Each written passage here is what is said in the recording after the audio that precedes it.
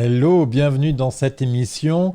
Aujourd'hui, on va parler et traiter la question assumer son homosexualité. Est-ce que c'est si important de le faire? Est-ce que finalement, pourquoi je devrais en parler à ma famille, à mes amis, à mon entourage professionnel, au travail, dans le contexte dans lequel je vis? Finalement, tu te demandes, est-ce que c'est si important que ça de faire son coming out? Peut-être qu'au contraire, tu as envie de le faire, mais que ton contexte te bloque parce qu'il y a beaucoup à perdre, il y a des gros risques que ton entourage le prenne mal, comme par exemple la famille. Euh, Peut-être que tu souffres aussi du fait que parce que tu ne peux pas dire publiquement que tu es homo, que du coup tu ne peux pas partager des histoires, des choses que tu fais dans ta vie. Peut-être que du coup ça t'empêche aussi de réaliser des projets, des rêves, des ambitions, parce que ça ferait naître certainement des questions dans ton entourage.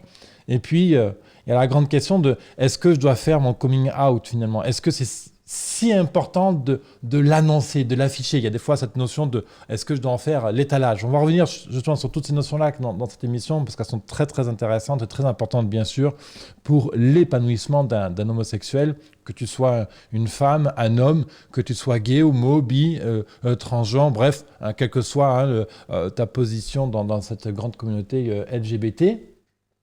Et peut-être aussi du fait que tu caches que tu es homosexuel, peut-être que ça t'amène aussi à faire un ensemble de mensonges euh, dans ta famille, dans ton travail, etc., et qui te pèsent lourd. Donc aujourd'hui, on va traiter cette grande question. Alors, on va traiter qu'une partie, bien entendu, de cette question-là, parce qu'elle elle revêt de beaucoup d'aspects. Et en gros, au final, j'aimerais t'amener sur la réflexion, est-ce que tu dois faire ton coming out ou pas?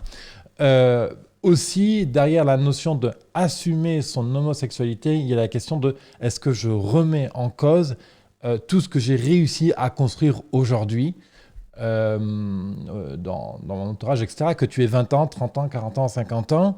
Évidemment, plus on est vieux, effectivement, plus la notion de devoir reconstruire est importante parce que soudainement, il y a un ensemble d'amis, d'entourage qui vont devoir réajuster leurs propos, leur position. Des fois, ça va générer des insultes, des fois, au contraire, ça va générer de la compassion. Et très, très souvent, ça ne changera rien du tout, d'ailleurs, dans l'entourage. Mais ça va t'obliger à repositionner tout un ensemble de choses que tu as vues dans ta vie. Et bien sûr, ça peut faire peur. Donc, on va en parler aujourd'hui dans cette émission. Et bien sûr, on reviendra sur le sujet de comment assumer son homosexualité euh, au fur et à mesure de ces épisodes de Homo Heureux. Bienvenue à toi, bienvenue dans cette émission Homo Heureux qui a pour objectif d'accompagner chaque homo, chaque gay, bref, chaque membre de la communauté LGBT à être pleinement épanoui, heureux, libre et réaliser tes rêves, bien sûr. Moi, je suis David Levesque, je suis un thérapeute qui accompagne spécifiquement les personnes homosexuelles ou du moins de la communauté LGBT, justement dans l'objectif de t'aider à être pleinement et entièrement toi au quotidien. Techniquement, moi je suis entrepreneur, je suis auteur, conférencier, bref, quoi, j'ai fait plein de métiers dans ma vie. Et c'est vrai que malgré moi, j'accompagne en fait des personnes qui sont dans ces difficultés-là ou qui se posent des questions autour de l'homosexualité et de la communauté LGBT. C'est pour ça que j'ai décidé d'en faire une chaîne publique. Et tu peux d'ores et déjà maintenant recueillir la formation que j'ai créée. J'ai créé un guide complet justement. Homosexualité, libre, être homo heureux, mode d'emploi. Tu as le lien dans la description de cette vidéo. Donc voilà, donc merci à toi de m'écouter. Si tu aimes l'émission, au fur et à mesure, je t'invite à mettre un like, à mettre des commentaires aussi, c'est très important, hein. Je me base beaucoup sur vos commentaires et sur les retours, les emails pour construire les futures émissions. Alors, derrière assumer son homosexualité, c'est principalement la question qui vient, c'est est-ce que je dois faire mon coming out ou pas? Deux, est-ce que le poids des mensonges? Il y a aussi une notion de désir de partager son histoire, la volonté de raconter ce qu'on a fait dans la journée auprès de ses membres, etc.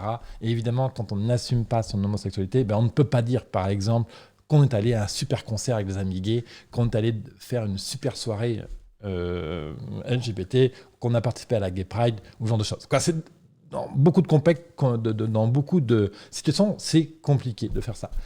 Et Donc c'est là où on vient à la question, est-ce que je dois assumer finalement? Alors juste, je vais faire un disclaimer, un warning avant d'aller dans le sujet. Comme à chaque prochaine vidéo sur le coming out, si faire un coming out te met directement en danger de vie, ou met en danger vraiment ton équilibre, ton intégrité, évidemment, ne fais pas ton coming out, fais-toi accompagner pour ça, c'est très très important. Je dis cette vidéo-là parce que la francophonie, elle est grande. Donc déjà, ne te mets pas en danger. Maintenant que ce warning est fait, il faut, je pense, intéressant d'aborder les conséquences de ne pas assumer son homosexualité et finalement les impacts que ça peut avoir dans ta vie au quotidien.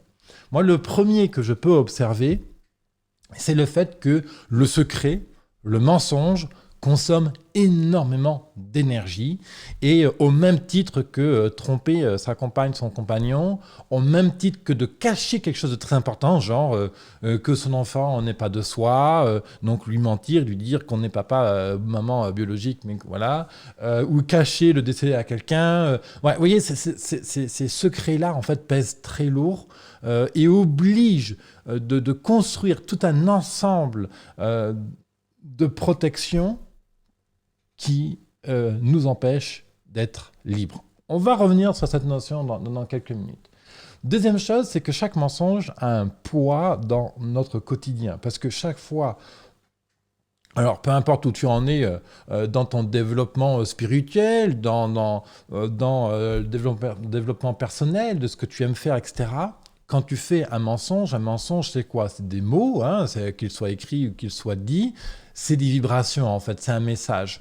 Ce message véhicule quelque chose d'erroné, de faux, qui est décalé par rapport à la réalité, et ça véhicule une énergie négative, en fait. Et donc, c'est un problème, en fait. Je ne parle pas d'ésotérisme, là, je parle vraiment de relations, de confiance de l'un à l'autre. Surtout quand dans sa vie, on prône la confiance, on prône des valeurs telles que la transparence, l'honnêteté, etc. C'est compliqué de cacher quelque chose d'aussi important, hein, parce que ça vient vraiment en paradoxe, ça vient vraiment confronter ces valeurs profondes. Et je pense qu'on est tous, on a tous une envie d'honnêteté, de transparence, etc. auprès des proches. Donc ça vient quand même nous choquer quelque part en nous. Ensuite, moi j'ai envie de dire autre chose, c'est que le mensonge amène le regret. Le fait de ne pas assumer son homosexualité va tôt ou tard amener des regrets dans ta vie. Parce que tu vas te concentrer sur une vie qui en fait n'est pas complètement la tienne. Tu peux être heureux dans ta vie aujourd'hui. Moi, typiquement, tu vois, j'ai été marié avec une femme, j'ai eu un enfant avec mon ex-femme. Voilà, c'était dans un contexte différent. Mais clairement, il y a quelque chose que je ne réalisais pas dans ma vie. Alors, j'en étais complètement inconscient à l'époque, hein, je me suis marié à l'âge de 20 ans. Mais ce que je veux dire par là, c'est que quand on fait quelque chose, forcément, on appelle ça le coût de l'opportunité. C'est-à-dire que quand je consacre mon énergie à faire quelque chose, je ne peux pas mettre cette énergie à quelque chose qui pourrait me rendre éventuellement plus heureux. Donc, il y a cette dualité aussi entre... Est-ce que ce que je fais là maintenant finalement me rend pleinement heureux par rapport à si j'étais pleinement moi, qu'est-ce qui pourrait se passer différemment? Donc le regret par exemple de ne pas pouvoir créer des projets, les réaliser, etc. Par exemple peut-être qu'il y a une asso LGBT dans ton quartier que tu as envie d'aider, mais parce que tu n'assumes pas pleinement ton homosexualité, parce que, pour plein de raisons, de manière, parce que ta famille te mettra à la porte, parce que tu en as peur, parce que, peu importe la raison finalement, hein, tu ne peux pas réaliser ce projet-là qui, lui, ce projet-là, te nourrirait, te permettrait d'être plus épanoui, heureux, heureuse, etc. Donc, il y a tout ce faisceau-là qui se tisse autour du fait si j'assume ou si je n'assume pas mon homosexualité. Et je vais venir dans quelques minutes justement sur tous les bénéfices incommensurables du fait d'assumer son homosexualité. Il y a aussi autre chose qui est très gênant très souvent, c'est la notion de masque. Les masques, c'est comme au carnaval de Venise, hein, comme dans des soirées masquées, c'est-à-dire qu'on va mettre un masque et on ne va afficher qu'une partie de soi. Et c'est comme une ombre, c'est-à-dire que c'est comme si ton corps était caché par une moitié d'ombre, mais si tu étais fractionné, etc. Donc forcément, encore une fois, ça oblige à inventer un masque, ça oblige à donner une vérité tronquée aux autres. Et évidemment, en face, qu'on parle de ta maman, de ton papa, de tes frères et sœurs, de ta famille, de ton travail, les gens ne sont pas dupes. Okay, même s'ils ne le disent pas, Ils ne sont pas dupes. Même si tu es excellent à cacher ton homosexualité ou à ne pas l'assumer pleinement, peut-être que tu peux l'assumer que partiellement dans ta vie aussi, c'est-à-dire l'avoir dire à tes amis, à des frères et sœurs, vivre avec un compagnon ou une compagne, et ne pas leur dire aux parents, ne surtout pas le dire dans le milieu professionnel, etc. Ça, pour moi, c'est une étape a été franchie. Ce qui est intéressant, c'est de l'amener au bout du process. Et moi, j'ai un truc qui me dit que toutes les infos, tout ce qu'on cache, tout ce qu'on est mais qu'on ne sait pas exprimer, bien au-delà de l'homosexualité, passe dans le langage. Qu'il soit écrit ou oral, tu sais qu'il y a 97% du langage qui est non-verbal. C'est-à-dire que là, je te dis des choses avec mon cerveau et des mots, mais mes gestes, tout ce que tu vois autour de moi, etc., te fait passer un message et qui va t'aider à construire la relation, le message, le dialogue que nous avons là maintenant.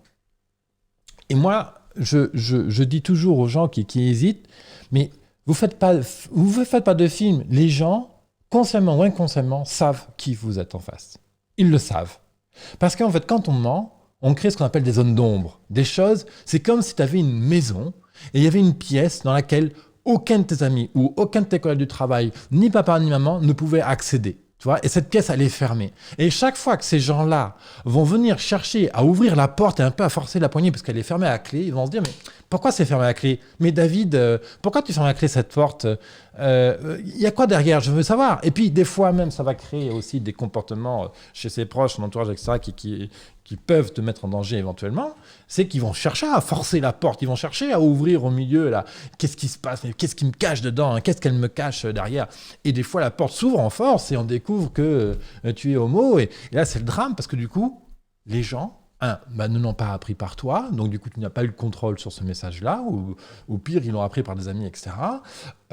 Et ensuite, ça te met dans une posture très inconfortable de justification. Des fois, même cet entourage-là peut te blâmer de ne pas l'avoir partagé, d'avoir eu peur de leur faire confiance aussi. Bon.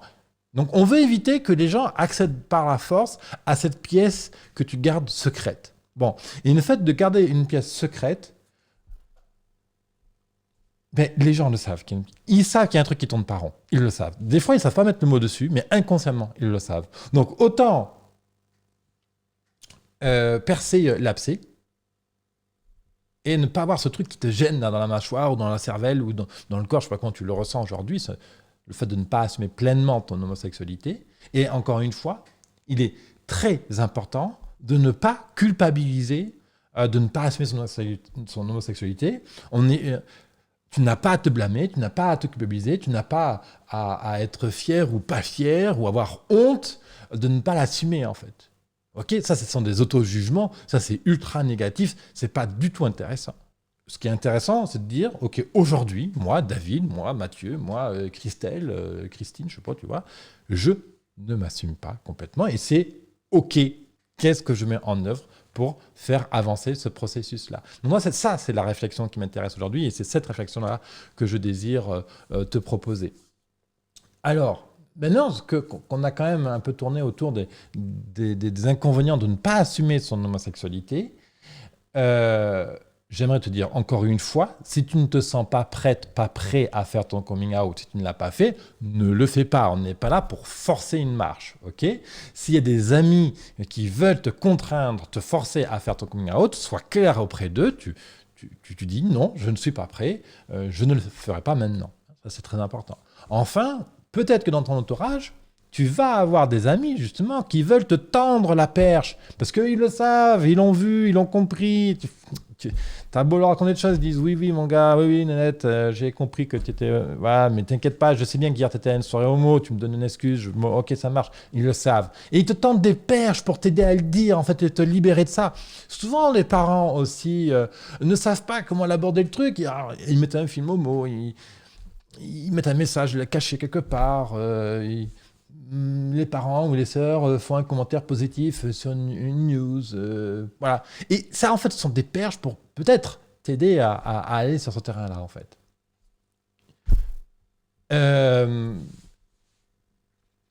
Déjà, le fait d'assumer son homosexualité. Mais comme assumer n'importe quelle différence, on va dire, finalement, dans le monde. Hein, que tu sois devenu musulman, que tu sois devenu, je sais pas moi, que tu décides de faire un projet, d'aller planter des fraises en Ardèche, peu importe, le fait d'assumer quelque chose qui nous construit, diminue le stress. Tu ne peux pas imaginer la quantité de stress que de cacher quelque chose, que le fait de cacher quelque chose, pardon, j'y arrivais, la quantité de stress que peut générer l'acte de cacher quelque chose. Et moi, pour ça, j'ai une phrase qui dit, quand on a un problème et quand on le garde dans les mains, eh bien, ces mains-là, tes mains à toi, tes 10 doigts, ne sont pas libres pour accueillir les nouvelles opportunités, la nouvelle vie, les nouvelles choses qui peuvent se présenter à toi. Et donc, la notion que je désire te proposer, c'est si le fait de ne pas assumer ton homosexualité est un problème pour toi aujourd'hui, tu prends ce problème, oui, David, je n'assume pas aujourd'hui ce problème-là, et tu le poses sur la table, là, tu vois, tu le vois, tu dis, problème, je sais que tu es là aujourd'hui, ok, je n'ai pas encore les réponses maintenant pour te traiter, pour te gérer, pour savoir quoi en faire. Mais je te pose là, comme ça, moi, David, j'ai les mains libres pour pouvoir accueillir ce qui va arriver maintenant. Et puis, tu continues ton fil de vie, et là, tu vas pouvoir, à un moment donné, trouver des réponses pour solutionner ce problème, le fait de ne pas assumer ton homosexualité. Évidemment, cette technique de poser le problème est valable pour tout, et ce qui est très intéressant, c'est de garder les mains libres pour pouvoir accueillir des solutions. Évidemment, ça demande un travail. Peut-être tu te dis, oh David, attends, t'es un peu allumé là, oh, un peu cher, oh de Dieu.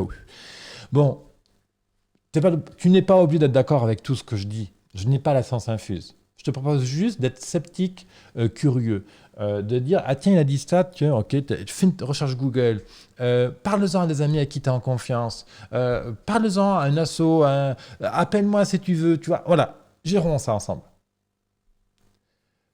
Après le stress, il y a la fin des souffrances. Évidemment, cacher quelque chose, surtout l'homosexualité, c'est quand même quelque chose de très important.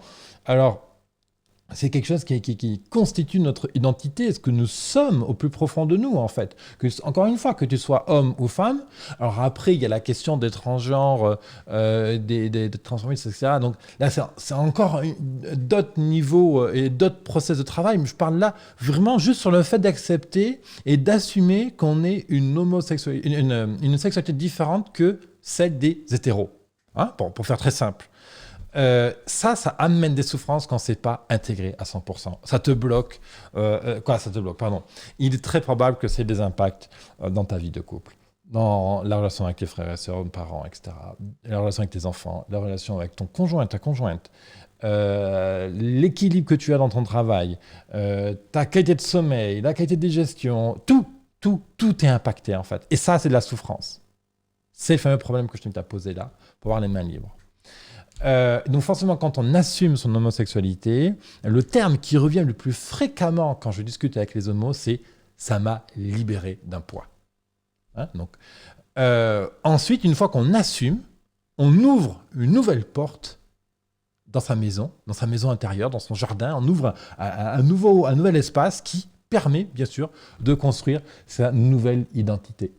Et évidemment, ça c'est encore un autre travail, c'est tout un process, évidemment. C'est pas forcément douloureux d'ailleurs. Des fois, il y a des homosexuels qui ont des histoires complètement normales et fluides, d'autres c'est plus compliqué. Il n'y a pas de règle là-dedans, d'accord ? Et là, donc du coup, tu peux construire ton nouvelle identité, ton nouveau soi. Ensuite, un truc très intéressant quand on assume pleinement son homosexualité, il y a le fait que tu en finis avec la violence envers toi-même. Parce qu'en fait, il y a un truc très intéressant derrière le fait de ne pas assumer son homosexualité ou sa religion ou ses origines ou peu importe. C'est que du coup, ça veut dire de source sûre que tu as un langage négatif à ton égard. Si tu ne peux pas assumer ton homosexualité, ça veut dire que tu as un jugement négatif à ce propos, à ton égard. Tu peux me dire, David, non, c'est pas ça, moi je m'aime bien et tout, j'ai confiance en moi et tout, machin, non. Je ne souhaite pas assumer mon homosexualité parce que j'ai peur des jugements d'autrui, j'ai peur qu'on me jette de ma famille, etc., etc., etc. Ce qui est très probablement vrai. Je suis pas dans ta famille, je suis pas dans ta vie, je sais pas comment ça se passe chez toi. Et effectivement, on le sait qu'il y a des problèmes autour de ça, on le sait. Mais déjà, le fait de ne pas assumer avec soi-même est déjà en fait un langage violent à ton égard. Et c'est la première étape, justement, ne pas se mentir à soi pour réussir son coming out, assumer son homosexualité, construire son nouvelle vie, etc. Et bien sûr, quand on assume son homosexualité, on est donc pleinement soi-même. Du coup, les choses deviennent claires pour son entourage. Et ouais, la famille, les frères et sœurs, les parents, le travail compagnie. Ok, c'est clair. Voilà, maintenant je comprends pourquoi je te vois jamais avec des nanas. Voilà, je comprends maintenant pourquoi quand je te montrais des magazines un peu sexy, tu réagissais pas, etc., etc. Du coup, c'est clair, on sait qui tu es, on va te respecter pour ça, bordel de Dieu de merde. Parce que tant que tu ne dis pas qui tu es, comment tu veux que les gens te respectent? Ah, évidemment, ça demande du courage. Évidemment, il va falloir mettre les points sur les i. Évidemment, peut-être qu'il y a des collègues, des collaboratrices, collaborateurs. Yes, désolé, j'ai dû interrompre une livraison de bouquins entre deux. Alors, le fait que ce soit clair pour l'entourage, du coup, ça permet de rééquilibrer les relations et de partir sur des bases saines. Et quand on dit base saine, bah, ça veut dire bien sûr la porte ouverte à des nouveaux projets, des nouvelles relations, des nouveaux plein de trucs en fait. Ensuite, bien sûr, à partir du moment où on assume, ça permet de réinstaller plein de bonnes choses. Parce que là, ton problème, est-ce que je dois assumer mon sécurité? Ça tourne en rond en tête, t'as les mains occupées avec ça, et machin. Comme maintenant on a les mains libres, tu sais qu'est-ce qui se passe quand on lâche un poids? Ah, on devient plus léger.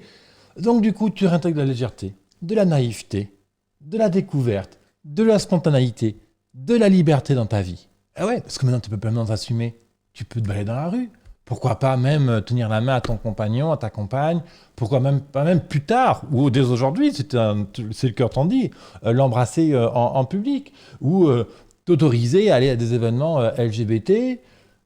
Tout simplement pouvoir partager une expérience que tu as vécue avec une rencontre, un chéri, une chérie, etc., auprès de tes proches, tu vois. Et ça, c'est de la naïveté. Tu sais, cette naïveté, des fois, qu'on a quand on découvre quelque chose de nouveau. Exemple, la première fois que tu visites un pays, ta première fois, la première rencontre de ta vie, ton premier enfant, quand tu prends pour la première fois un bébé dans les mains, ce genre de choses. Ça, c'est de la naïveté.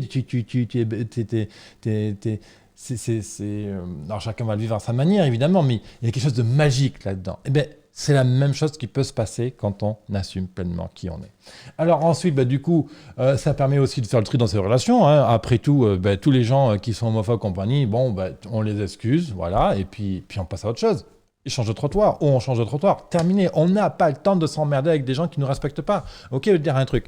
Nous sommes 7 milliards sur Terre. Ok, 7 milliards sur Terre. Donc crois-moi, des amis qui respectent qui tu es et qui le respectent pleinement et entièrement, il y en a plein et partout dans le monde. Donc ne t'emmerde pas dans ta vie avec des gens qui ne te respectent pas. Donc fais-toi respecter.